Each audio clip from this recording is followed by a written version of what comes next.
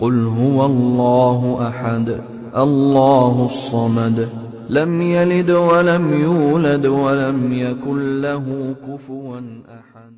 إن الحمد لله نحمده ونستعينه ونستغفره ونؤمن به ونتوكل عليه ونعوذ بالله من شرور أنفسنا من سيئات أعمالنا من يهده الله فلا مضل له ومن يضلل فلا هادي له وأشهد أن لا إله إلا الله وأشهد أن محمدا عبده ورسوله أما بعد فقد قال الله تعالى في القرآن الكريم والفرقان المجيد يا أيها الناس اتقوا ربكم الذي خلقكم من نفس واحدة وخلق منها زوجها وبث منهما رجالا كثيرا ونساء واتقوا الله الذي تساءلون به والأرحام إن الله كان عليكم رقيبا.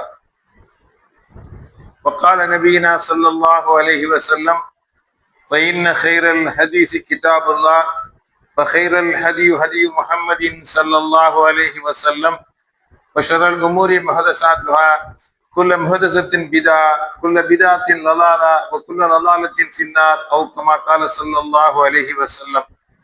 اللهم صل على محمد كما صليت على إبراهيم وعلى آل إبراهيم إنك حميد مجيد.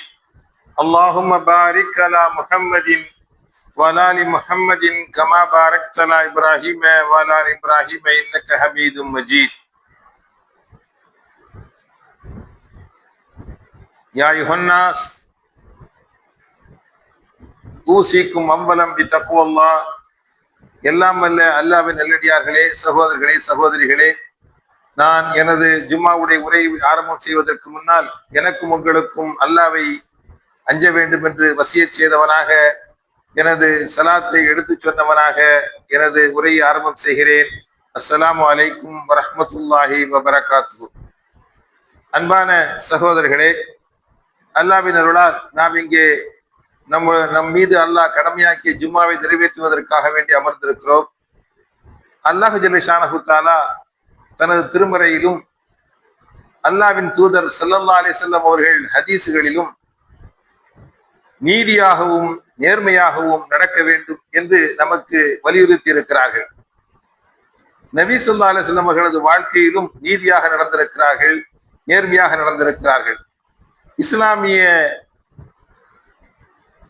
ஆட்சியாளர்கள் மிக மிக நீதியாக நடந்திருக்கிறார்கள், நேர்மையாக நடந்திருக்கிறார்கள் என்று பார்க்கிறோம்.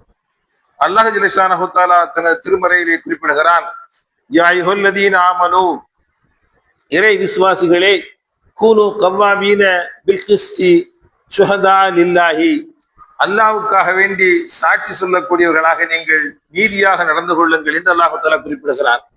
வலவ் அலா அன்ஃபுசிக்கும், அந்த நீதி செலுத்துகின்ற பொழுது அது உங்களுக்கு எதிராக இருந்தாலும் சரிதான். நீங்கள் நீதி செலுத்துகிறீர்கள், அது உங்களுக்கு எதிராக இருந்தாலும் சரிதான். அவில் வாலிதைனி, அல்லது உங்களது பெற்றோருக்கு எதிராக இருந்தாலும் சரிதான். அவில் அக்ரபீன் வல் அக்ரபீன், உங்களுக்கு நெருங்கிய உறவினர்களுக்கு அது எதிராக இருந்தாலும் சரிதான். நீங்கள் அந்த நீதியாக நடந்து கொள்ளுங்கள் என்று அல்லாஹ் தஆலா குர்ஆனிலே குறிப்பிடுகிறார். ஈயக்குன் கனியன் அவ் ஃபகீரன், அந்த மாதிரி நீங்கள் நீதி செலுத்துகின்ற பொழுது ஏழையாக இருந்தாலும் சரிதான், பணக்காரனாக இருந்தாலும் சரிதான். ஃபல்லாஹு அவுலா பிஹிமா, இந்த ரெண்டு பேரையும் விட, ஏழை பணக்காரனை விட அல்லாஹ் ஜல்ல ஷானஹு தஆலா உயர்ந்தவனாக இருக்கிறான் என்று அல்லாஹ் தஆலா குறிப்பிட்டு காட்டுகிறார். அப்ப நீங்கள் நீதியாக நடந்து கொள்ளுங்கள், நேர்மையாக நடந்து கொள்ளுங்கள். அப்படி நடக்கின்ற பொழுது நீங்கள் உங்களுக்கே அந்த பாதிப்பு ஏற்பட்டாலும் சரிதான், உங்களது பெற்றோருக்கு பாதிப்பு ஏற்பட்டாலும் சரிதான், உங்களது உறவினர்களுக்கு பாதிப்பு ஏற்பட்டாலும் அவர்கள் பணக்காரர்களாக இருந்தாலும் ஏழைகளாக இருந்தாலும் சரிதான், நீங்கள் அல்லாஹ்வைத்தான் அஞ்ச வேண்டுமே தவிர, அல்லாஹ் தான் உயர்ந்தவனாக இருக்கிறானே தவிர, இவர்கள் யார் பாதிக்கப்பட்டாலும் சரிதான் நீங்கள் நீதியாக நடந்து கொள்ளுங்கள் என்று அல்லாஹ் தஆலா குறிப்பிட்டு காட்டுகிறார். அப்ப நீதி நேர்மை கடைபிடிக்கப்பட்டிருக்கிறது, இஸ்லாத்திலே கடைபிடிக்கப்பட்டிருக்கிறது. நீதியாகவும் நேர்மையாகவும் நடக்க வேண்டும் என்று அல்லாஹ் ஜல்ல ஷானஹு தஆலா இந்த வசனங்களிலே வலியுறுத்துகிறான், இந்த வசனத்திலே வலியுறுத்துகிறான்.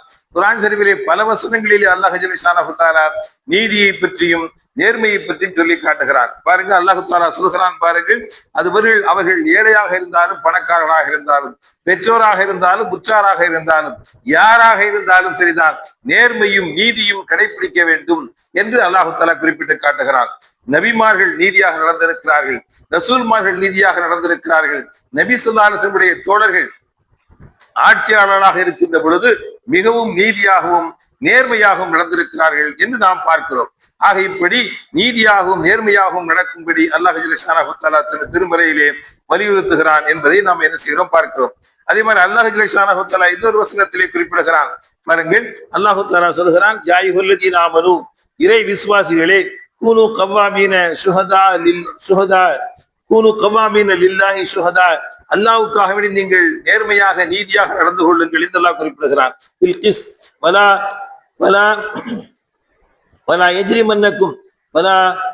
எஜ்ரிமன்னக்கும் ஷனஆன கௌமின் அலா அன் தாதிலு ஏதிலு ஹுவ அக்ரபு லித்தக்வா என்று அல்லாஹ் குறிப்பிடுகிறான். ஒரு கூட்டத்தார் மீது நீங்கள் கொண்டிருக்கின்ற வெறுப்பு உங்களை நீதியிலிருந்து பிறழச் செய்து விட வேண்டாம் என்று அல்லாஹ் தஆலா குறிப்பிடுகிறான். ஒரு கூட்டத்தார் மீது நீங்கள் கொண்டிருக்கின்ற வெறுப்பு நீங்கள் நீதியை விட்டும் தவறச் செய்து விட வேண்டாம் என்றும் அல்லாஹு தாலா இந்த வசனத்திலே சொல்கிறார்.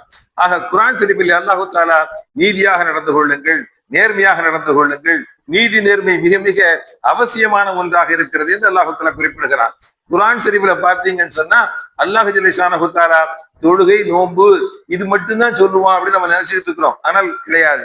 அல்லாஹ் ஜல்லஷானஹு தஆலா அத்தனை விஷயங்களையும் சொல்கிறான். தொழுகை நோன்பை பற்றி சொல்வதோடு அல்லாஹ் ஜல்லஷானஹு தஆலா நீதியாக நடந்து கொள்ளுங்கள், நேர்மையாக நடந்து கொள்ளுங்கள், எப்படி நடந்து கொள்ள வேண்டும் என்று வாழ்க்கையிலே நடக்கின்ற எல்லா பிரச்சனைகளுக்கும் அல்லாஹ் ஜல்லஷானஹு தஆலா வழிகாட்டி இருக்கிறார் என்று சொன்னால் அது இறைவனுடைய வேதத்தினுடைய நபி ஸல்லல்லாஹு அலைஹி வஸல்லம் அவருடைய சொல்லினுடைய அருமையாக என்ன செய்து இருக்கிறது. ஆக நீதியை பேண வேண்டும், நேர்மையை பேண வேண்டும் என்று அல்லாஹ் ஜல்லஷானஹு தஆலா குர்ஆன் ஷரீஃபிலே குறிப்பிட்டு காட்டுகிறான். நபி ஸல்லல்லாஹு அலைஹி வஸல்லம் அவர்கள் சொன்னார்கள், அல் குலாத்து ஸலாஸத்துன், அதாவது நீதிபதிகள் இருக்கிறாங்க தெரியுமா, அவங்க 3 வகையாக இருக்கிறார்கள் என்று நபி ஸல்லல்லாஹு அலைஹி வஸல்லம் சொல்லி இருக்கிறாங்க. அந்த ஹதீஸ் அபூ தாவூத், இப்னு மாஜா, திர்மிதி போன்ற ஹதீஸ் கிதாபுகளிலே பதிவு செய்யப்பட்டிருக்கிறது. நீதிபதிகள் 3 வகையாக இருக்கிறார்கள். எப்படின்னு சொன்னா, ஒரு மனிதர், அதாவது ஒரு நீதிபதி, 3 நீதிபதிகள் 3 வகையாக இருக்கிறாங்க. ஒருத்தர் சொர்க்கத்திற்கு போவார், 2 வகையினர், ஒரு வகையினர் சொர்க்கத்திற்கு போவாங்க, 2 வகையினர் நரகத்துக்கு போவாங்க. சொர்க்கத்துக்கு போறது யாருன்னு கேட்டா, ஒரு நீதிபதி இருக்கிறார், உண்மையை புரிந்து கொண்டார், உண்மையை தெரிந்து கொண்டார், உண்மையை தெரிஞ்சிட்டு என்ன செய்யறாருன்னு கேட்டா நீதியாக தீர்ப்பளிக்கிறார், நியாயமாக தீர்ப்பளிக்கிறார், அவர் சொர்க்கத்திற்கு போவார் என்று நபி ஸல்லல்லாஹு அலைஹி வஸல்லம் சொல்றாங்க. இன்னும் 2 நீதிபதிகள் இருக்கிறாங்க. அவங்களை பற்றி சொல்கின்ற பொழுது நபி ஸல்லல்லாஹு அலைஹி வஸல்லம் சொன்னார்கள், இன்னும் 2 இருக்கிறார்கள், அவர்கள் நரகத்திற்கு போவாங்க. இன்னொரு நீதிபதி இருக்கிறார்.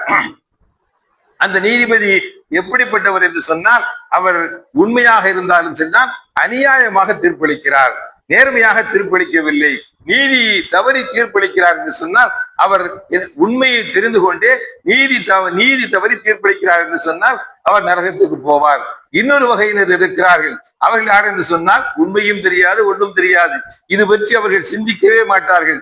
உண்மை எங்கே இருக்கிறது, பொய்மை எங்கே இருக்கிறது என்று தெரியாமல் நீதியாக என்ன செய்வாங்க, நடக்க மாட்டாங்க. அவர்கள் அநியாயமாக தீர்ப்பளிப்பார்கள், அவரும் நரகத்துக்கு சேர்வார்கள் என்று நபி ஸல்லல்லாஹு அலைஹி வஸல்லம் குறிப்பிட்டிருக்கிறாங்க. ஆக நீதிபதிகள் 3 வகை. அந்த நீதிபதிகள் எப்படிப்பட்டவர்கள் என்று சொன்னால், ஒரு வகையினர் இருக்கிறார்கள், அவர்கள் உண்மையை தெரிந்து அந்த உண்மையின்படி தீர்ப்பளிப்பார்கள், அவர்கள் சொர்க்கத்திற்கு செல்வார்கள். பாக்கி 2 பேர் இருக்கிறாங்க, 2 சாரார் இருக்கிறாங்க. அவங்கள ஒரு சாரார் எப்படின்னு கேட்டா, உண்மையை தெரிந்திருந்தும் சரிதான், அநியாயமாக தீர்ப்பளிப்பார்கள். இன்னொரு சாரார் இருக்கிறார்கள், இவர்கள் நரகத்திற்கு போவார்கள். இன்னொரு சாரார் உண்மை தெரியாமல் என்ன செய்வாங்கன்னு கேட்டா, பொய்மையிலே தீர்ப்பளிப்பார்கள், அநியாயமாக தீர்ப்பளிப்பார்கள், அவர்கள் நரகத்திற்கு போவார்கள் என்று நபி ஸல்லல்லாஹு அலைஹி வஸல்லம் அவர்கள் சொல்கிறார்கள். ஆக நீதிபதிகளை பற்றி சொல்கின்ற பொழுது நபி ஸல்லல்லாஹு அலைஹி வஸல்லம் இப்படி என்ன செய்யறாங்க, சொல்லி இருக்கிறாங்கன்னு பார்க்கிறோம். அதனால நீதியாக தீர்ப்பளிக்க வேண்டும், நேர்மையாக தீர்ப்பளிக்க வேண்டும். தீர்ப்பளிக்கின்ற பொழுது நீதி நேர்மையை பேண வேண்டும். வாழ்க்கையிலே எங்கே இருந்தாலும் சரிதான் நீதியாக நடந்து கொள்ள வேண்டும், நேர்மையாக நடந்து கொள்ள வேண்டும் என்று நபி ஸல்லல்லாஹு அலைஹி வஸல்லம் குறிப்பிடுறாங்க. நபி ஸல்லல்லாஹு அலைஹி வஸல்லம் சொன்னார்கள், ஒரு ஆளுக்கு 2 மனைவி இருக்கிறார் என்று சொன்னார், அல்லது பல மனைவிகள் இருக்கிறார் என்று சொன்னால் அவர்களில் நீதமாக நடக்க வேண்டும் என்று நபி ஸல்லல்லாஹு அலைஹி வஸல்லம் குறிப்பிட்டிருக்கிறாங்க. எந்த அளவுக்குன்னு கேட்டா, குடும்ப வாழ்க்கையிலும் கூட நீதியை பேண வேண்டும், குடும்ப வாழ்க்கையிலும் நீதி தவறாமல் நடக்க வேண்டும் என்று நபிசாசம் குறிப்பிட்டிருக்கிறாங்க. மறுமையிலே இப்படி 2 மனைவிகள் இருந்து அல்லது பல மனைவிகள் இருந்து ஏற்றத்தாழ்வாக நடந்தால் அவர்கள் மறுமையிலே வருகின்ற பொழுது சாக்கித்தும் ஒரு பகுதி தோள்பட்டை இறங்கியவர்களாக வருவார்கள். மக்கள் எல்லாம் புரிஞ்சுக்கிடுவாங்க. கியாமத் நாளையிலே உலக மக்கள் எல்லாம் இங்கே நிற்கின்ற பொழுது மக்கள் எல்லாம் புரிந்து கொள்வார்கள், ஆக இவர் சரியாக நடக்காதவர், நேர்மையாக நடக்காதவர், நீதியாக நடக்காதவர் என்று புரிந்து கொள்வார்கள் என்று நபிசுல்லாஹ் குறிப்பிட்டிருக்கிறாங்க. பாருங்க, குடும்ப வாழ்க்கையிலாக இருந்தாலும் சரிதான் அவர்கள் நீதியை பேண வேண்டும், நேர்மையாக நடக்க வேண்டும் என்று நபிசுல்லாஹ் குறிப்பிட்டிருக்கிறாங்க. அநியாயமாக நடக்கக்கூடாது என்று சொல்லி நுஅமான் இப்னு பஷீர் ரலியல்லாஹு தஆலா அன்ஹு அவர்கள் தனது மகனிலே ஒரு மகனுக்கு ஒரு அடிமையையோ ஏதோ ஒரு பொருளை பரிசாக அளிக்கிறார்கள், அன்பளிப்பாக அளிக்கிறார்கள், கொடுக்கிறாங்க. அப்படி கொடுக்கின்ற பொழுது நபி ஸல்லல்லாஹு அலைஹி அவர்களிடத்திலே அந்த மனைவி, அதாவது நபி ஸல்லல்லாஹு அலைஹி வஸல்லுடைய அந்த நுஅமான் இப்னு பஷீர் ரலியல்லாஹு தஆலா அன்ஹுடைய மனைவி சொல்றாங்க, ஒரு மகனுக்கு கொடுத்திருக்கிறாங்க, இன்னொரு மகனுக்கு நிறைய மகன்கள் இருக்கிறாங்க கொடுக்கல, இன்னும் ஒரு மகன்கள் இருக்கிறாங்கன்னு வச்சு கொடுக்கல. அப்போ நபி ஸல்லல்லாஹு அலைஹி அவர்கள் என்ன செய்யறாங்க, அவர் ரசூல் ஸல்லல்லாஹு அலைஹி அவர்களை சாட்சியாக ஆக்காதவரை நான் ஏற்றுக்கொள்ள மாட்டேன் என்று நுஅமான் இப்னு பஷீர் ரலியல்லாஹு மனைவி சொல்றாங்க. அதாவது நுஅமான் இப்னு பஷீருடைய மகனுக்கு ஒரு அன்பளிப்பு செய்கிறார்கள், அந்த மற்ற மகன்களுக்கு செய்யவில்லை.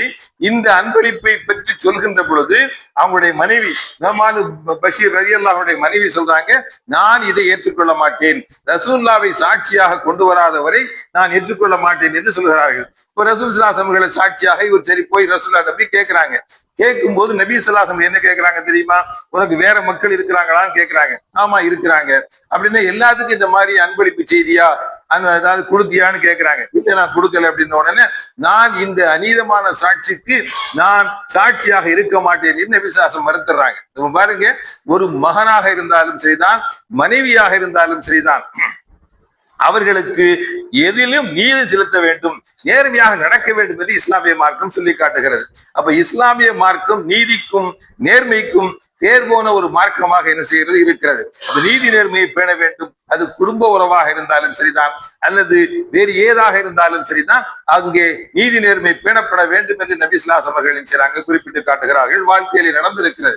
இப்படித்தான் சஹாபாக்களிடம் கூட நீதி நேர்மையாக நடந்திருக்கிறார்கள். நபி ஸல்லல்லாஹு அலைஹி அவர்கள் சொல்றாங்க, முஆத் இப்னு ஜபல் ரலியல்லாஹு தஆலா அன்ஹு அவர்களை என்ன செய்றாங்கன்னு கேட்டா யமன் நாட்டுக்கு அனுப்புறாங்க. அதான் யமன் நாட்டுக்கு ஆளுநராக அனுப்புகிறார்கள், கவர்னராக அனுப்புறாங்க.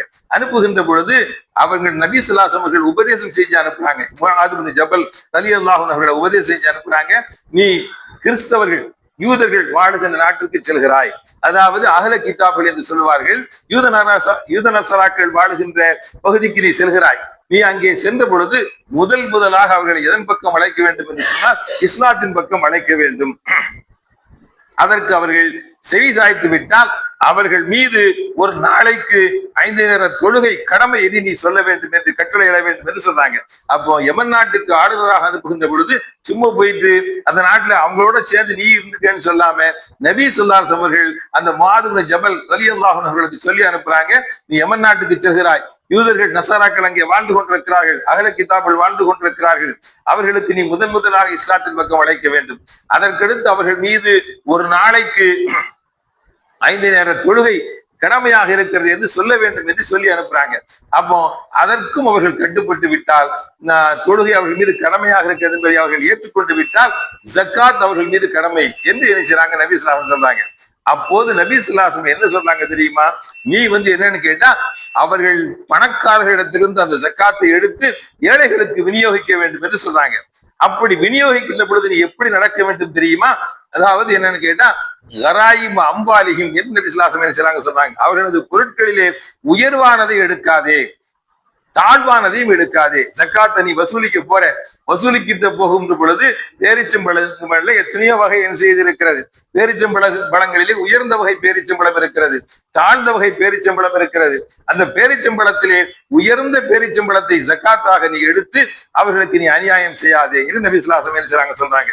அப்போது நபி ஸல்லல்லாஹு அலைஹி வஸல்லம் என்ன தெரியுமா சொல்றாங்க, அதாவது அவர்கள் என்ன செய்றாங்கன்னு கேட்டா, அந்த மாதிரி நீ எடுத்தீன்னு சொன்னா அவர்களுக்கும் அல்லாஹ்வுக்கும் மத்தியிலே, அதாவது நீ அநியாயம் விளைக்காதே என்று சொல்றாங்க. அநியாயம் விளைச்சிட்டீன்னு சொன்னா அவர்களுக்கும் அல்லாஹ்வுக்கும் மத்தியிலே அவங்க பிரார்த்தனை செய்கின்ற பொழுது எந்த திரையும் இல்லை, எந்த திரையும் இருக்காது என்று என்ன செய்யறாங்க சொல்றாங்க. அல்லாஹ் அப்படி ஏற்றுக்கொள்வான். நீ அவங்கள்ட்ட இத்தகி தாவத்தல் மல்லு, இத்தகி தாவத்தல் மல்லு, அநீதம் இழைக்கப்பட்டவனுடைய துஆவுக்கு நீ அஞ்சிக்கொள். ஏனென்று சொன்னால்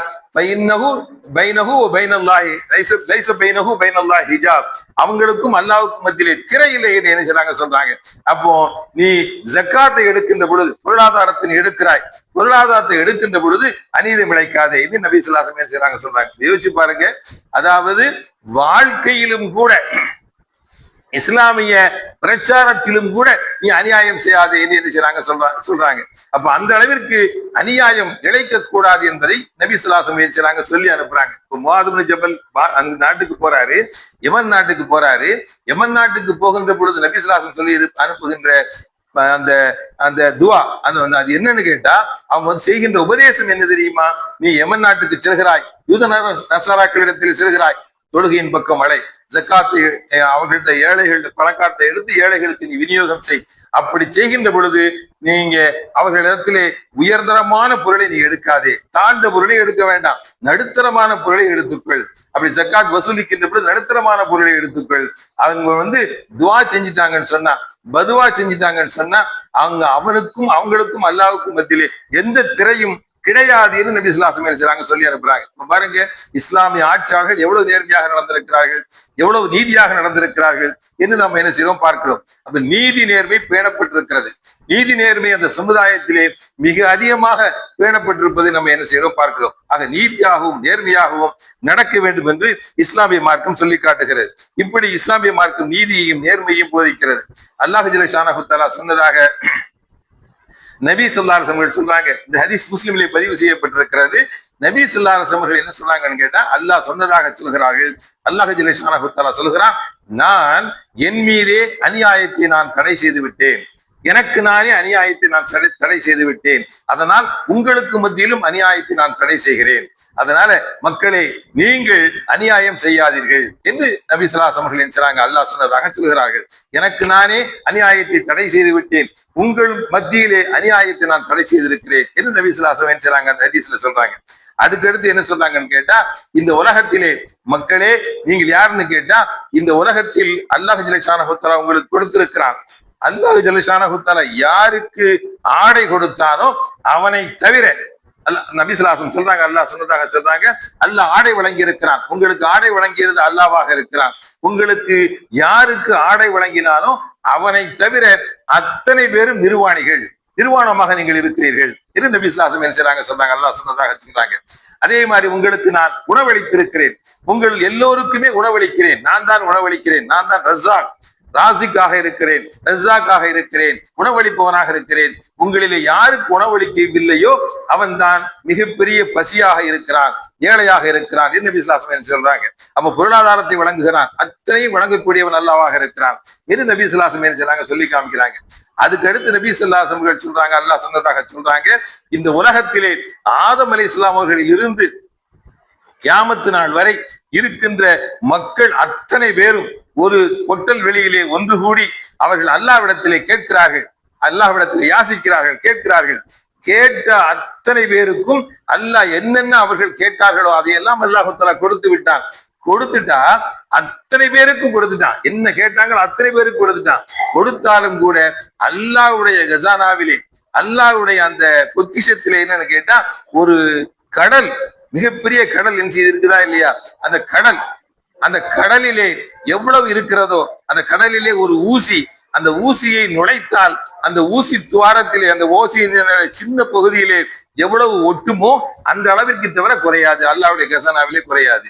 அப்ப அதாவது என்ன சொல்றாங்கன்னு கேட்டா, ஆதம் அலைஹிஸ்ஸலாம் அவர்களிலிருந்து கியாமத்து நாள் வரை தோன்றுகின்ற அத்தனை மக்களும் ஒன்று சேர்ந்து அல்லாஹ்விடத்திலே கேட்கிறார்கள். ஒரு இடத்திலே நின்று கேட்கிறாங்க, அத்தனை பேருக்கும் அல்லாஹ் தஆலா கொடுத்துட்டான். கொடுத்தாலும் கூட ஒரு ஊசியின் ஓரத்திலே சின்ன பகுதி இருக்கா இல்லையா, அந்த நுனியிலே, அந்த நுனியை முக்கி எடுத்தால் எவ்வளவு குறையுமோ அந்த அளவு தவிர குறையாது, அது கூட குறையாது அப்படின்னு நினைச்சாங்க சொல்றாங்க. அதனால இந்த ஹதீஸில் நபி ஸல்லல்லாஹு அலைஹி வஸல்லம் நமக்கு விளக்குகிறார்கள், அல்லாஹ் ஆடை தந்தவன் தான் ஆடை உள்ளவனாக இருக்கிறான், கொடுத்தவனாக இருக்கிறான். அல்லாஹ் தஆலா யாருக்கு உணவளிக்கிறானோ அவன்தான் சாப்பிட்டவனாக இருக்கிறான். அல்லாஹ் ஜல்ல தஆலா உலகத்திலே எல்லாருக்கும் எல்லாவற்றையும் கொடுத்து விட்டாலும் சரிதான், அல்லாஹ்வுடைய கசானா குறையாது. அப்படின்னா அல்லாஹ்விடத்தில் நீங்கள் கேட்க வேண்டும். மனுஷன் கேட்டீங்கன்னு சொன்னா மனுஷன்ல பல வகையாக இருப்பாங்க, தருவான், தராமல் இருப்பான். ஆனால் அல்லாஹ் ஜல்ல தஆலா தரக்கூடியவனாக இருக்கிறான். நீங்கள் அல்லாஹ்விடத்திலே கேளுங்கள் என்று நபி ஸல்லல்லாஹு அலைஹி வஸல்லம் என்ன செய்றாங்க சொல்றாங்க. இந்த ஹதீஸை அறிவிக்கின்ற அபூ இத்ரீஸ் அல் ஹவுலானி ரஹிமஹுல்லாஹ் அவர்கள் இந்த ஹதீஸை அறிவிக்கின்ற பொழுது முழந்தாளிட்டு மண்டியிட்டு தான் அறிவிப்பார்கள் என்று அந்த ஹதீஸிலே அறிவிக்கப்படுகிறது. அதாவது நபி ஸல்லல்லாஹு அலைஹி வஸல்லம் அவர்களுடைய இந்த ஹதீஸை, இந்த சொல்லை அல்லாஹ்வுடைய சொல்லாக வந்திருக்கிறது. ஹதீஸ் குதுசியாக வந்திருக்கிறது. முஸ்லிமிலே இந்த ஹதீஸ் பதிவு செய்யப்பட்டிருக்கிறது. இந்த ஹதீஸை அறிவிக்கின்ற பொழுது அபூ இத்ரீஸ் அல் ஹவுலானி ரஹிமஹுல்லாஹ் அவர்கள் மண்டியிட்டு தான் இந்த ஹதீஸை அறிவிப்பார்கள். அவ்வளவு பெருமதி வாய்ந்த ஹதீஸ் என்று என்ன செய்யப்படுகிறது, சொல்லப்படுகிறது. அப்ப அல்லாஹ் ஜல்ல ஷானஹுவிடத்தில் நீங்கள் கேட்டீங்கன்னு சொன்னா நீங்கள் அவங்களுடைய அத்தனையும் அல்லாஹ் தஆலா தந்து விட்டாலும் சரிதான், சிறியது அளவு தவிர குறையாது, அல்லாஹ்வுடைய கசானாவிலே குறையாது. அந்த அளவிற்கு அல்லாஹ் தஆலா பொக்கிஷங்கள் அறிந்தவனாக இருக்கிறான், உயர்ந்தவனாக இருக்கிறான், சிறந்தவனாக இருக்கிறான். மனுஷன் கேட்கும் போது மனுஷன் தரலாம், தராமல் இருக்கலாம். ஆனால் அல்லாஹ் ஸுப்ஹானஹு வ தஆலா நிச்சயமாக தந்துட்டான்னு சொன்னா யாராலும் தடுக்க முடியாது. அல்லாஹ் தந்ததை யாராலும் தடுக்க முடியாது, அல்லாஹ் தடுத்ததை யாராலும் தர முடியாது. அதாவது அல்லாஹ் ஸுப்ஹானஹு வ தஆலா சொல்லுகிறான், நீங்கள் அல்லாஹ் தஆலா தரக்கூடியதை யாராலும் தடுக்க முடியாது, அல்லாஹ் தஆலா தடுத்ததை யாராலும் தர முடியாது என்று சொல்லுகின்ற அளவிற்கு அல்லாஹ் ஸுப்ஹானஹு வ தஆலா நமக்கு சொல்லி காட்டுகிறான். அதனால நபி ஸல்லல்லாஹு அலைஹி வஸல்லம் நமக்கு சொல்லி இருக்கிறாங்க, இந்த ஹதீஸை அதுல அல்லாஹ்வுடைய கூற்றாக சொல்றாங்க அப்படின்னு சிறப்பு பார்க்கிறோம். அதனால அல்லாஹ்விடத்திலே கேட்க வேண்டும். அல்லாஹ் இந்த ஹதீஸினுடைய ஆரம்பத்திலே வர்றது மாதிரி நான் எனக்கு நானே அநீதம் இழைப்பதை நான் விலக்கிக் கொண்டேன். அல்லாஹ் அநீதம் இழைக்க மாட்டான், யாருக்கும் அநீதம் இழைக்க மாட்டான். மிகச் சரியாக மிக நுட்பமாக அல்லாஹ் தீர்ப்பளிக்கக்கூடியவனாக இருக்கிறான்.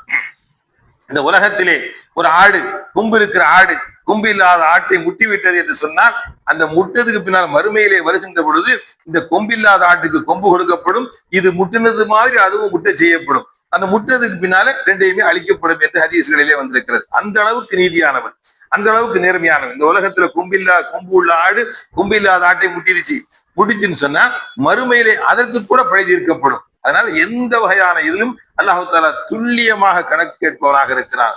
நிச்சயமாக அல்லாஹ் ஜல்ல ஷானஹு தஆலா எதுவாக இருந்தாலும் சரிதான், இன்னமஅல் உஸ்ரி யுஸ்ரான் சொன்னது மாதிரி சிறியதாக இருந்தாலும் சரிதான், பெரியதாக இருந்தாலும் சரிதான், அது அற்பமானதாக இருந்தாலும் சரிதான், அல்லாஹ் நிச்சயமாக கூலி கொடுப்பான்.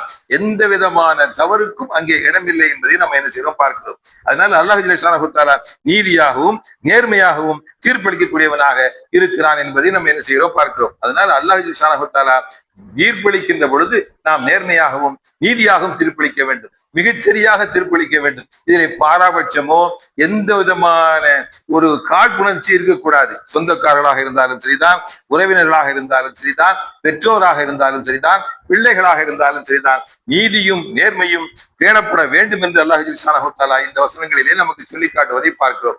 அதனால யாராக இருந்தாலும் சரிதான், அல்லாஹ்வுக்கு சாட்சி சொல்கின்ற பொழுது அல்லாஹ்வுக்கு நாங்கள் நீதியான சாட்சியாக இருக்க வேண்டுமே தவிர அநியாயமான சாட்சியாக இருக்கக்கூடாது என்பதை அல்லாஹ் தஆலா இந்த வசனங்களே சொல்லி காட்டுகிறான். பாருங்க, நம்ம நாட்டில் இப்ப என்ன நடக்கு அப்படின்னு கேட்டா, ஒரு நீதிபதி ஜி.ஆர். சுவாமிநாதன் அப்படின்னு ஒரு நீதிபதி என்ன செஞ்சிருக்கிறாரு, திருப்பரங்குன்றம் மலை. இப்ப யாருமே அங்க போய் என்ன செய்யறேன்னு கேட்டா, இது சிக்கந்தர் மலைன்னு யாரும் சொல்லல, ஒரு மலை, அங்கே திருப்பரங்குன்றம் மலை இருக்கிறது. என்ன செய்யறாங்கன்னு கேட்டா, அந்த திருப்பரங்குன்றம் மலையில எப்படின்னா எப்போதும் வழமையாக ஒரு இடத்திலே தீபம் ஏற்றப்படும். இப்ப நம்ம ஆட்கள் என்ன செய்யறாங்க, தீபம் ஏற்றுறாங்க, நீ என்ன ஏத்துறது நானே ஏத்துறேன் அப்படின்னுட்டு போன வாரம் என்ன செஞ்சாங்கன்னு கேட்டா, இங்க என்ன செஞ்சாங்க, தீப அலங்கார திடல் வச்சிருக்கிறாங்க, நம்ம ஊர்ல வச்சிருக்கிறாங்க. அதே மாதிரி இங்கேயும் தீப அலங்காரம், அதாவது அகல் விளக்கு, அவங்க கரெக்டா அந்த நேரத்துலதான் இங்கேயும் அகல் விளக்கு செஞ்சு வந்துச்சு. எல்லா பொம்பளைங்களும் போய் என்ன செஞ்சாங்க, பார்த்து புத்திட்டு வந்தாங்க. இருக்குதா இல்லையா? அப்ப இது மார்க்கத்திலே முரணான ஒன்றாக இருக்கிறது. இப்போ இந்த தீபம் ஏத்துறது தர்கான வழிபாடு நம்மகிட்ட கூடாது, தர்கா வழிபாடு இஸ்லாத்துல கிடையாது. என்றாலும் கூட இது ஹக் என்ற காரணத்தினால, உண்மை என்ற காரணத்தினால, இது நம்முடைய உரிமை என்ற காரணத்தினால நாம் அதை தடுக்க வேண்டுமே தவிர நம்ம என்ன செய்யணும் கேட்டா, இது தர்கா வழிபாடு கூடாது. அங்கே தர்கா என்ன செய்யறது இருக்கிறது. அந்த பிரிட்டிஷார் ஆட்சி காலத்துல என்ன செய்யறாங்கன்னு கேட்டா, அந்த தர்காவுக்கு இந்த அளவுக்கு இடம் இருக்கிறது என்று சொல்லி நிர்ணயிச்சிருக்கிறாங்க. அது தீர்மானிக்கப்பட்டிருக்கிறது, அதாவது எல்லைகள் வகுக்கப்பட்டிருக்கிறது. அந்த இடத்துல போய் என்ன செய்யறாங்க, இப்ப தீபம் ஏற்றணும் அப்படின்னு. தீபம் எந்த இடத்துல ஏற்ற வேண்டுமோ, பல நூறு வருடங்களாக எந்த இடத்துல ஏற்றப்பட்டதோ அந்த இடத்துல ஏற்றியாச்சு. கரெக்டா ஏத்தியாச்சு. உச்சியில ஏத்தினா தான் என்ன செய்யுங்கிட்ட தெரியுங்கிறதுக்காக ஏத்தியாச்சு. அது திருவண்ணாமலையில ஏத்துவாங்க, திருப்பரங்குன்றத்திலையும் ஏற்றி இருக்கிறாங்க, பல வருடங்கள் ஏற்றப்பட்டிருக்கிறது. ஒரு ஜி.ஆர். சாமிநாதன் அப்படிங்கிற ஒருத்தர், யாருன்னு கேட்டா இவர் நீதிபதி என்றாலும் கூட நீதிபதியை விமர்சிக்க கூடாதாம் என்றாலும் கூட என்ன செய்யறாங்கன்னு கேட்டா எல்லோருமே விமர்சிக்கிறாங்க என்றாலும் அவர் என்ன செஞ்சிருக்காருன்னு கேட்டா ஒரு நபர் நீதிபதி என்ன செஞ்சிருக்கிறாருன்னா முந்தி கொடுக்கப்பட்டிருக்கின்ற தீர்ப்புக்கு மாற்றமாக இவர் என்ன செய்யறாங்கன்னா வேறொரு இடத்துல தர்காவினுடைய எல்லைக்கல் ஒன்று இருக்கிறது. தர்காவினுடைய அந்த பவுண்டேஷன் எல்லைக்கல் பிரிட்டிஷார் ஏற்படுத்திய எல்லைக்கல்ல போய் தீமையா இருக்கணும் அப்படின்னு சிறார் சொல்லியிருக்கிறார். அவர் மட்டும்தான் சொல்லியிருக்கிறார், வேற யாரும் சொல்லல. அவர் ஒருத்தர் வழக்கு போட்டாரு, அவருக்காக வேண்டி இவர் என்ன செய்யறாருன்னு கேட்டா இதற்கு முன்னர் இந்த ஆட்சி காலங்களில் எல்லாம் இது ஏற்றப்படவில்லை. இவர் என்ன செய்யறாருன்னு கேட்டா அங்க போய் ஏற்றணும், 10 பேர் போய் ஏத்து அப்படின்னு இருக்கிறாரு. 10 பேர் போய் ஏத்துன்னு சொன்னதுனால என்னன்னு கேட்டா அங்க எத்தனை பேர் கூடி இருக்கிறாங்க? 300-400 பேர் கூடி இருக்கிறாங்க. இவங்களுக்கு எல்லாம் எப்படி தெரிஞ்சு, இவங்களுக்கு எல்லாம் எப்படி யார் என்ன செஞ்சாங்க சொன்னாங்க? அத்தனை பேரும் போய் அங்க நின்று கலவரத்தை ஏற்படுத்துவதற்காக வேண்டி அந்த தர்கா வழியாத்தான் அந்த எல்லைக்கல்லுக்கு போக வேண்டும் என்ற வழியும் என்ன செய்யறது இருக்கிறது. அப்ப நீதிபதிகள் எப்படி இருக்க வேண்டும் என்று சொல்றாங்க. நீதிபதிகள் நேர்மையாகவும் நீதியாகவும் தீர்ப்பளிக்க வேண்டும். இவங்க நீதியாக தீர்ப்பளிச்சிருக்கிறாங்களா, நேர்மையாக தீர்ப்பளிச்சிருக்காங்களா, இதுக்கு முன்னர் அங்கே நடந்திருக்கிறதா என்றால் இல்லை. இப்ப பாருங்க, ஒரு முறை என்ன செஞ்சாங்கன்னா இப்ப இப்படி சொல்லிட்டாங்க, இனிமே வருஷம் இது என்ன செய்யணும் ஒரு தொடர். அந்த கட்சியை சார்ந்தவர்கள் யார் இந்த பிரச்சனையை பண்ணுங்கிறாங்களோ அவங்க என்ன செய்யறாங்கன்னு கேட்டா இது அயோத்தி மாதிரி ஆயிடும் அப்படிங்கறது அவங்களே தெளிவா சொல்றாங்க. இதையெல்லாம் ஆரம்பத்திலே கேள்வி எறிய வேண்டும். ஆரம்பத்திலே என்னன்னு கேட்டா இப்படியெல்லாம் இஸ்லாத்துல கிடையாது, இப்படியெல்லாம் இஸ்லாத்துல கிடையாதுங்கிறது ஒன்று. இரண்டாவது என்னன்னு கேட்டா நீதியாக தீர்ப்பளிக்க வேண்டுமா இல்லையா? உலகையில் காரியமாக இருந்தாலும் சரிதான் நீதியாக தீர்ப்பளிக்க வேண்டும். மக்கள் சுமூகமாக வாழ வேண்டும், மக்கள் அமைதியாக வாழ வேண்டும். அங்க இருக்கின்ற மக்கள் எல்லாம் ஒற்றுமையாக இருக்கிறார்கள். அங்க இருக்கின்ற மக்கள் எல்லாம் பேட்டி கொடுக்குறாங்க, நாங்களெல்லாம் ஒற்றுமையாக இருக்கிறோம், நாங்கள் அண்ணன் தம்பிகளாக வாழ்ந்து கொண்டிருக்கிறோம், மாமா மச்சானாக வாழ்ந்து கொண்டிருக்கிறோம், எங்களுக்கு மத்தியில எந்த பிரச்சனையும் இல்லை. இங்கே வந்திருப்பதெல்லாம் நாங்கள் அல்ல, இங்க இருப்பவர்கள் அல்ல, இங்க வசிப்பவர்கள் அல்ல, இங்க இருப்பவர்கள் எல்லாம் இங்க வந்திருப்பவர்கள் எல்லாம் அந்நியர்கள், அடுத்தவங்க வேற எங்க இருந்து எல்லாமோ என்ன செய்யறாங்கன்னு கேட்டா இப்ப வந்திருக்கிறாங்க. அது முருகன் கோயில் அப்படின்னு என்ன செய்யறாங்க சொல்றாங்க. முருகன் கோயில்னு சொன்னா அங்க இந்த கோஷம் போடக்கூடாது, பாரத மாதாக்கு ஜெயங்கிறாங்க, வேற எந்த கோஷம் எல்லாம் என்ன செய்யறாங்க போடுறாங்க. இந்த கோஷங்கள் அங்கே எடுப்பது அல்ல. அது முருகன் கோயிலாக இருக்கிறது. முருகன் கோயிலுக்கும் தீபத்துக்கும் எந்த விதமான சம்பந்தமும் இல்லை.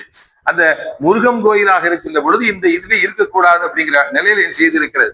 அப்போ ஒரு நீதிபதியை வச்சு ஒரு தீர்ப்பு கொடுக்க வச்சு இவங்க வருஷம் சனியனை இழுத்து விட்டாங்க.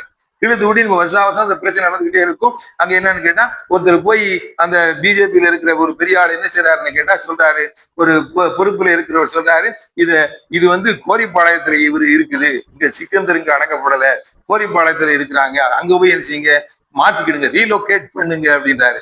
ரீலோகேட் பண்ணணும்னு சொல்லித்தான் இப்படித்தான் என்ன செஞ்சாங்க தெரியுமா, ஒரு சிலதானே வைக்க போறாங்கன்னு பாத்துக்கிட்டு இருந்தாங்க நம்ம ஆட்கள். பாத்துட்டு கடைசி என்னாச்சு, அயோத்தியை இடிச்சாங்க, அது பாபர் மசீதை இடிச்சாங்க, அயோத்தியில கோயிலை கட்டினாங்க. இந்த மாதிரி நிகழ்ச்சி நடக்கிறது. அப்போ கள்ள ஓட்டு வாங்கி திருட்டு ஓட்டு வாங்கி தான் இவங்க ஆட்சிக்கே அத்தனையும் செய்திருக்கிறார்கள் என்று சொன்னார்.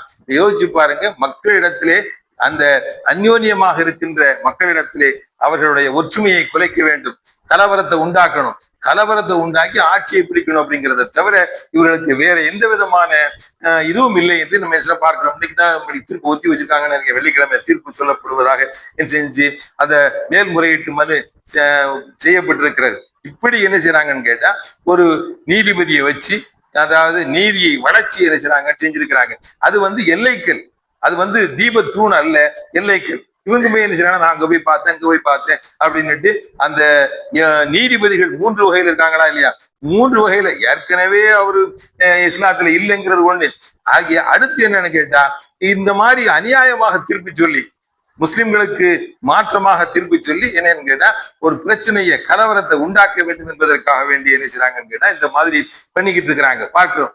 ஆக இந்த நிலை மாற வேண்டும், நீதியாக நடக்க வேண்டும், நேர்மையாக நடக்க வேண்டும், மக்களுடைய ஒற்றுமையை பேண வேண்டும், மக்கள் ஒற்றுமையாக இருக்கணும். மக்கள் ஒற்றுமையாக வாழ்ந்துகிட்டு இருக்கிறாங்க, மாமன் மச்சானாக வாழ்ந்துகிட்டு இருக்கிறாங்க, சொந்த பந்தமாக வாழ்ந்துகிட்டு இருக்கிறாங்க. அவங்க என்ன செஞ்சாங்க தெரியுமா, அங்க போய் கடையடைப்புக்கு என்ன செஞ்சாங்க, இந்த யாரெல்லாம் இங்க போய் தீபம் ஏற்றணும்னு சொன்னாங்களோ அவங்களாம் கடையடைப்புக்கு என்ன செஞ்சாங்க, எல்லாரும் கடையடைங்கன்னு சொன்னாங்க. ஒரு கடையடைகள் யாருமே கடை அடைக்கல. இதுல இருந்து என்ன செய்தி தெரிகிறது என்று சொல்லி கேட்டா இது அநீதம், இது அநியாயமாக நடந்திருக்கிறது, நாங்கள் நல்ல ஒற்றுமையாகத்தான் இருந்து கொண்டிருக்கிறோம், எங்களுக்கு மத்திய இந்த பிரச்சனையும் இல்லை என்று சொல்லுகின்ற அளவிற்கு என்ன செய்யறாங்கன்னா அவங்க ஒற்றுமையாக என்ன செய்யறாங்க இருக்கிறாங்க, ஒற்றுமையை பேணுகிறார்கள் இருக்கிறார்கள். மற்றவர்கள் தான் இங்க என்ன செய்யறாங்கன்னு கேட்டா எப்படியாவது ஒரு பிரச்சனை ஏற்படுத்துறோம். அவங்க எழுதி வச்சிருக்கிறானா என்னன்னு கேட்டா எத்தனை பள்ளிவாசல் 67-70 பள்ளிவாசல்கள் என்ன செய்யறாங்க, அதுல கீழே அது இருக்குது இது இருக்கு, எங்க தோன்றினாலும் எல்லாமே இருக்கத்தான் செய்யும், எங்க தோன்றினாலும் சரிதான், பள்ளிவாசல தோன்றாலும் சரிதான். இது என்னன்னு கேட்டா சமணர்கள் சைவர்கள் உடைய இதை எடுத்துக்கிட்டு என்ன செய்யறாங்க, இது பலவிதமான இதுகளை என்ன செய்யறாங்க சொல்றாங்க. புத்தர்கள் அங்கே இருந்திருக்கிறாங்க, சமணர்கள் கோயில் இருக்கிறது, சைவர்கள் கோயில் இருக்கிறது, எல்லாமே இருக்கிறது. அந்த மலையில அந்த திருப்பரங்குன்ற மலையில எப்படின்னு கேட்டா முருகனுடைய இது இருக்குது, காசி விஸ்வநாதர் கோயில் இருக்குது, வேற புத்த விகாரம் செய்து இருக்கிறது, இப்படி பலது இருக்கிறது. அத்தனையும் விட்டு போட்டு என்ன செய்யறாங்கன்னு கேட்டா எல்லா பக்கம் பிரச்சனை பண்றாங்க. சில சர்ச்சைகள்ல கூட போய் என்ன செய்யறாங்க பிரச்சனை பண்ணிக்கிட்டு இருக்கிறாங்க அப்படிங்கிறத பார்க்கிறோம். ஆக அமைதியாக இருக்கின்ற தமிழ்நாட்டிலே இதை அரசாங்கம் என்ன செய்யணும், அரசாங்கம் இப்ப எடுத்திருக்குது, நடவடிக்கை எடுத்திருக்கிறது, 144 ஆர்டர் போட்டு அதை ஏற்ற விடாம செஞ்சிருக்கிறாங்க. ஆனால் வருங்காலங்களிலே இது தொடரக்கூடாது. இது உண்மையிலேயே அழித்தொழிக்கப்பட வேண்டும். இல்லை என்று என்ன செய்யணும், அது பாருங்க 1991 எத்தனையோ சட்டம் போட்டானா, 1947 இந்தியா சுதந்திரமாகின்ற பொழுது யார் யார் கையில எந்தெந்த கோயில் இருக்கிறதோ, யார் யார் கையில எந்தெந்த சர்ச் இருக்கிறதோ, யார் யாருடைய பொறுப்பிலே எந்தெந்த பள்ளிவாசல் இருக்கிறதோ அது அவர்களுக்குரியது, பாபரி மசீதை தவிர. ஏன்னா அது வழக்கு இருந்துச்சு. அதனால பாபரி மசீத் தீர்ப்பளிச்சிருக்கிறாங்க. இதுக்கு முன்னால இங்க தீபம் ஏற்றது இல்லைன்னு தீர்ப்பளிச்சிருக்கிறாங்க.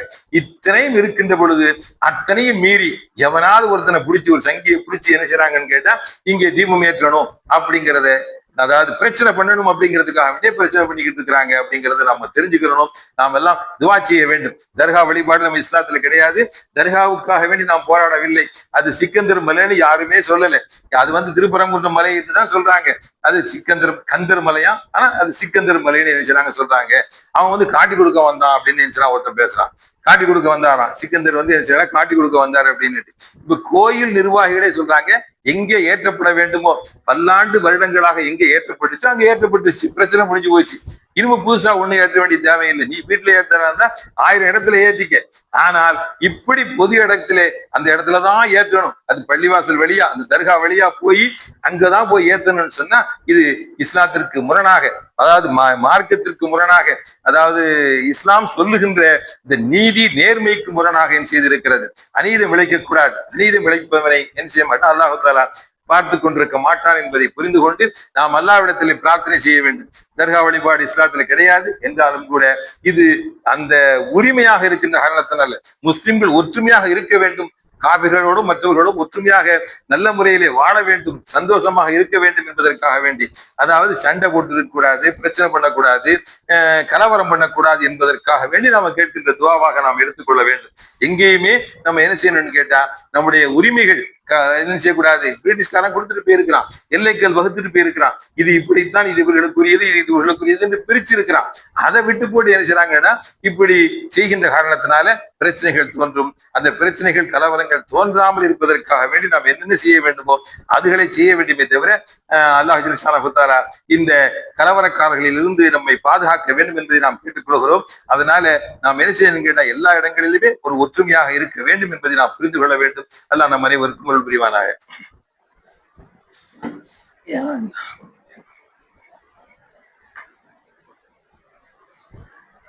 அல்ஹம்துலில்லாஹ் வஸ்ஸலாத்து வஸ்ஸலாம் அலா ரசூலில்லாஹ். அன்பான சகோதரர்களே, நான் முதல் ஜும்மாவிலே என்னன்னு கேட்டா அதாவது ஒற்றுமையாக இருக்க வேண்டும், நேர்மையாக இருக்க வேண்டும், நீதியாக நடக்க வேண்டும் என்பதை பற்றி வலியுறுத்தி சொன்னேன்.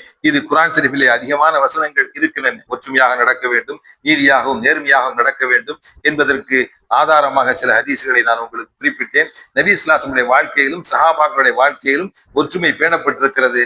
அந்த யூத நஸ்ராக்களோட எல்லாம் இந்த மதீனாவிலே இருந்து யூத நஸ்ராக்களோட ஒப்பந்தம் பண்ணியிருக்கிறாங்க. ஒரு ஒற்றுமையாக வாழ்ந்திருக்கிறார்கள் என்று நாம் என்ன பார்க்கிறோம். அதனால ஒற்றுமை குறைந்து விடக்கூடாது. நாம் ஒற்றுமையாக இருக்க வேண்டும் என்பதை நாம் புரிந்து கொள்ள வேண்டும். அல்லாஹ் ஸுப்ஹானஹு வ தஆலா குர்ஆன் ஷரீஃபிலே பல வசனங்களிலே சொல்லி காட்டுகிறான், இந்த இதுகளை பற்றி சொல்லி காட்டுகிறான். அதே மாதிரி நாம் என்ன செய்யணும்னு கேட்டா எது தீமையாக இருக்கிறதோ அதை தடுப்பதற்கு முயற்சிக்க வேண்டும். நபி ஸல்லல்லாஹு அலைஹி வஸல்லம் சொன்னார்கள். பாருங்க, காந்தி சொன்னாராம், என்ன சொன்னாரு தெரியுமா? 3 குரங்கை போட்டுக்கிட்டு ஒரு குரங்கு காதை பொத்திக்கிருச்சு, ஒரு குரங்கு கண்ணை பொத்திக்கிருச்சு, ஒரு குரங்கு வாயை பொத்திக்கிருச்சு. எதுக்கு? என்னன்னு கேட்டா பேசக்கூடாதான், தீமையை பேசக்கூடாது, அதாவது தீமையை பார்க்க கூடாது, தீமையை கேட்க கூடாதுன்னு காதை பொத்திக்கிருச்சான். இஸ்லாம் என்ன சொல்லுகிறது தெரியுமா? காதை பொத்திக்கிட்டு கண்ணை பொத்திக்கிட்டுலாம் இருக்காத. மன்றாமின் குமுந்தர ஃபல்யுகைர்ஹு பியதிஹி ஃபைல்லம் யஸ்ததி ஃபபிலிசானிஹி ஃபைல்லம் யஸ்ததி ஃபபிகல்பிஹி வதாலிக அதாஃபுல் ஈமான். நீ ஒரு தீமையை பார்க்கிறாயா, தீமை செய்கிறான், அநியாயம் பண்ணுகிறான், அட்டூழியம் பண்ணுகிறான், கையால் தடுக்க முடியும் என்று சொன்னால் கையால் தடுக்க வேண்டும். இந்த இடத்துல பாருங்க, அப்ப வாயை பத்திட்டு என்ன செய்யக்கூடாது, இருக்கக்கூடாது. அரசாங்கம் அது கையால் தடுக்க முடிஞ்சுன்னு சொன்னா கையால தடுக்க வேண்டும், இந்த தீமையை தடுக்க வேண்டும். உடனே இது வளராமல் தடுப்பது கண்டிப்பாக அரசாங்கத்திற்கு கடமையாக என்ன செய்திருக்கிறது. அதனால அரசாங்கம் தடுக்க வேண்டும். இந்த குரங்கு கையை பத்திட்டு இருக்கிறது மாதிரி கையை பத்திட்டு இருக்கக்கூடாது, வாயை பத்திட்டு இருக்கக்கூடாது, பேச வேண்டும். இது சம்பந்தமாக மக்களிடத்திலே விழிப்புணர்வை ஏற்படுத்த வேண்டும். அதே மாதிரி காதை பொத்திக்கிட்டு இருக்குதா இல்லையா, அதை மாதிரி இருக்கக்கூடாது. அப்ப ஒரு மனிதனுக்கு கையால் தடுக்க முடியும் என்று சொன்னால் கையால் தடுக்க வேண்டும், நாவால் தடுக்க முடியும் என்று சொன்னால் நாவால் தடுக்க வேண்டும், மனதால் வெறுத்து ஒதுங்க முடியும் என்று சொன்னால் ஒதுங்கி விட வேண்டும். அது ஈமானின் கடைசி நிலை. அதற்கு பின்பு ஹப்பத்து ஹர்தலின், ஒரு கடுகின் விற்றளவு கூட ஈமான் அது இல்லை என்று இஸ்லாமிய மார்க்கம் நபி ஸல்லல்லாஹு அலைஹி வஸல்லம் சொல்லி இருக்கிறாங்க. அதனால நாம் இந்த தீமையை பார்க்கின்ற பொழுது தடுப்பதற்கு முயற்சிக்க வேண்டும். நமக்கு எந்த அளவுக்கு முடியுமோ அந்த அளவுக்கு தடுக்க வேண்டும். சொல்லால், செயலால், மற்ற இதுகளால் என்ன செய்யணும், தடுப்பதற்கு நாம் முயற்சிக்க வேண்டும். அரசாங்கத்துக்கு இந்த உரிமை இருக்கிறது. அரசாங்கம் ஏதோ இப்ப கொஞ்சம் தடுத்திருக்குது, இன்னும் முற்றிலும் தடுக்க வேண்டும். இந்த அநியாயக்கார ஆட்சிகள் வராமல் இருக்க வேண்டும் என்பதற்கான அல்லாஹ்விடத்திலே பிரார்த்தனை செய்ய வேண்டும். அநியாயக்காரன், யா அல்லாஹ் எங்கள் மீது அநியாயக்காரர்களை சாட்டி விடாதே, அநியாயக்காரர்களை எங்கள் மீது சாட்டிடாதேன்னு அல்லாஹ்விடத்திலே துவா கேட்க வேண்டும். முஸ்லிம்கள் நல்ல முறையில வாழணுமா இல்லையா, அதுக்காக வேண்டி அல்லாஹ்விடத்திலே பிரார்த்தனை செய்வதனுடைய கடமையாக இருக்கிறது. அதனால ரசூலுல்லாஹ் சொல்லி இருக்கிறாங்க, நீங்கள் தீமையை பார்த்தால் வாயை பொத்திக்கிட்டு இருக்காதீங்க, கையை கண்ணை மூடிக்கிட்டு இருக்காதீங்க, காதை மூடிக்கிட்டு இருக்காதீங்க என்று இஸ்லாமிய மார்க்கம் சொல்கிறது. கையால் தடுக்க முடிஞ்சவன் கையால் தடுக்கணும், நாவால் தடுக்க முடிஞ்சவன் நாவால் தடுக்கணும், உள்ளத்தால் வெறுத்து ஒதுங்க வேண்டும் என்று சொன்னால் ஒதுங்கி விட வேண்டும். ஆனால் அல்லாஹ்விடத்தில் நாம் பிரார்த்தனை செய்ய வேண்டும். நிச்சயமாக நமக்கு ஆட்சியாளராக வரக்கூடியவர்கள் நல்லவர்களாக திகழ வேண்டும், வல்லவர்களாக திகழ வேண்டும். மக்கள் அத்தனை பேருமே சமமாக கருத வேண்டும். மக்கள் அத்தனை பேருமே மக்கள் தான், குடிமக்கள் தான். அந்த குடிமக்களை பாதுகாக்கின்ற அளவிற்கு அரசாங்கம் இருக்க வேண்டும். இதுவரை அரசாங்கத்தை நாம் பாதுகாக்கின்ற அளவிற்கு நம்ம என்ன செய்யக்கூடாது, இருக்கக்கூடாது என்பதை புரிந்து கொள்ள வேண்டும். அதனால அநியாயக்கார ஆட்சியாளர்கள், அநியாயக்கார நீதிபதிகள், அநியாயக்கார மக்களை விட்டும் நம்மை பாதுகாக்க வேண்டும் என்று நாம் நம்மை பாதுகாத்துக் கொள்ள வேண்டும் என்று அல்லாஹ்விடத்தில் நாம் பிரார்த்தனை செய்ய வேண்டும். ஏன்னா உலகத்தில் நிறைய நடக்குது, அட்டூழியம் நடக்கிறது, அநியாயம் நடக்கிறது, எத்தனையோ விதமான அநியாயங்களும் அட்டூழியம் நடந்து கொண்டிருக்கின்றன. பலஸ்தீன்ல அந்த கசாவில என்ன செஞ்சார், ஒரு இமாம் பேசினார். என்ன பேசினார் தெரியுமா? அவர் பேசுகின்ற பொழுது என்ன சொன்னார்னு கேட்டா, எனக்கு பசியாக இருக்கிறது. அவர் குத்பா, இந்த குத்பாவுடைய இதே சின்ன குத்பா தான், எனக்கு பசியாக இருக்கிறது, என்னால பேச முடியல, அதான் குத்பா. அடுத்தவர் சொல்றாரு, நீங்கள் பசியாக இருக்கிறீர்கள், உங்களால கேட்க முடியாது. அதோட மனுஷன் முடிச்சிட்டாரு. குத்துபா இவ்வளவுதான் என்ன செய்யறாரு, குத்துபா நிகழ்த்தி இருக்கிறார் என்று ஒரு வெள்ளிக்கிழமையில பார்க்கிறோம். அந்த அளவிற்கு என்ன, உலகம் முழுக்க இஸ்லாமியர்கள் கொடுமைப்படுத்தப்படுகிறார்கள், அழிக்கப்படுகிறார்கள். அதாவது ஜெனசைடுன்னு சொல்லுவாங்க. என்னன்னு கேட்டா இனப்படுகொலை. பர்மால செஞ்சான், ஆனால் என்ன செய்யல, வெற்றி பெறல. அது மாதிரி கசாவில செஞ்சான், வெற்றி பெறலை. ஏன்னு கேட்டா ரசூலுல்லாஹ் சொல்லி இருக்கிறாங்க, ஒரு மனிதன் அல்லாஹ் என்ற பெயரை சொல்பவன் இருக்கின்ற வரை இந்த உலகம் அழியாது என்று சொல்லி இருக்கிறாங்க. அதனால் உலக அழிவு நாள் ரசூலுல்லாஹ் சொல்லி இருக்கிறாங்க, உலகம் அழிவு நாள் இப்படி இருக்கிறது, நானும் இந்த பெருவர்ல எப்படி இருக்கிறோமோ பக்கத்துல பார்த்து இருக்குது, இது ரெண்டையும் பிரிக்க முடியாது, அந்த அளவுக்கு நெருக்கமாக இருக்கிறோம் என்று சொல்லி இருக்கிறார்கள். ஆனால் உலக அழிவு வருகின்ற வரை, அந்த உலகம் அழிகின்ற வரை, ஒருத்தன் அல்லாஹ்வுடைய பெயரை சொல்கின்ற வரை இந்த உலகம் அழியாது என்று சொல்லி இருக்கிறாங்க. அதுக்கு சில அடையாளங்களையும் ரசூலுல்லாஹ் சொல்லி இருக்கிறாங்க. அதனால அந்த கியாமத்து நாள் வருவதற்கு முன்னால் ரசூலுல்லாஹ் இதையும் சொன்னாங்க. என்னன்னு கேட்டா, ஒருத்தர் கேட்கிறாரு, எப்போ கியாமத்து நாள் வரும் என்று கேட்கிறார். அப்ப ரசூல் ஸல்லல்லாஹு அலைஹி வஸல்லம் சொன்னாங்க, நீ அதுக்கு என்ன தயாரிச்சு வச்சிருக்கிற அப்படின்ட்டு. நான் ஒண்ணும் தயாரிச்சு வைக்கல அப்படின்ற அந்த அவர் சொல்றாரு. அப்போ என்னன்னு கேட்டா, ஏதாவது நீ தகுதி இல்லாதவரிடத்திலே பதவி ஒப்படைக்கப்பட்டால் அப்ப நீ கியாமத்து நாளை எதிர்பார்த்து சொல்றாங்க. பதவி, அதாவது தகுதி இல்லாதவரிடத்திலே பதவி ஒப்படைக்கப்பட்டால், தகுதி இல்லாதவன் எல்லாம் தகுதியை நம்ம என்ன செய்யணும், நம்ம பதவியை ஒப்படைச்சிருக்கிறோம். டீ கடை நடத்துறவன போய் பதவியை ஒப்படைச்சிருக்கிறோம். அப்போ இப்படி இந்த தகுதி இல்லாத பதவியை ஒப்படைக்கின்ற பொழுது நீ கியாமத்து நாளை எதிர்பார் என்று சொல்லி இருக்கின்ற காரணத்தினால நாம் கியாமத்து நாளுடைய நெருக்கத்தில் இருக்கிறோம். அல்லாஹ்விடத்திலே பிரார்த்தனை செய்ய வேண்டும். நடக்கிறது நடக்கும் என்றாலும் கூட நாம் அல்லாஹ்விடத்திலே பிரார்த்தனை செய்வதனால ஒரு நிச்சயமாக ஒரு மாற்றம் ஏற்படும் என்பதை புரிந்து கொள்ள வேண்டும். அல்லாஹ் நம் அனைவருக்கும் புரிவானாக. இன்னல்லாஹ் யாமுரு பில் அத்லி வல் இஹ்சான் வ ஈதாஇ தில் குர்பா வ யன்ஹா அனில் ஃபாஹிஷாஇ வல் முன்கர் வ லذிக்ருல்லாஹி அக்பர் வல்லாஹு யஅலமு மா தஸ்னஊன்.